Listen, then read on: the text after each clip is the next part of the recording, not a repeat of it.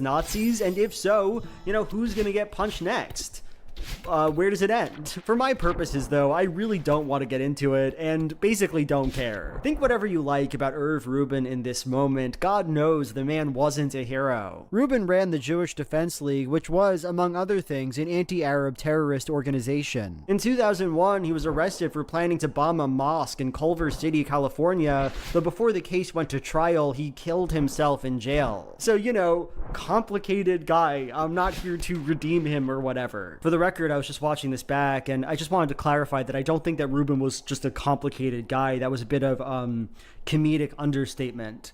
It's bad to murder. It's bad to attempt to murder people.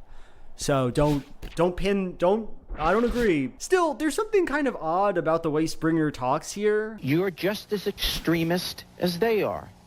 Maybe the reasons are more justified, but whatever the reasons are, you are filled with anger, you are filled with hate. Rubin's just like the KKK because he punched a KKK member. He's filled with hate, and that's bad. Every group has been victimized, and it's time to move on. We all have to say there has been injustice done to every race in this world. At some point, we've got to say, enough, enough. There's just something uncomfortable and non-committal about it. Jerry here represents this perfect liberal order, right? People can have whatever opinions they have, and the real issue, the only thing we can condemn, is the violence that happens directly in front of his face. With kids, though, it seems like Jerry is able to express himself a bit more easily. He says as much to August Christ. I don't really care what you believe, I care what your kids believe. The problem is, I can tolerate your hatred and I'll survive it. But you know what?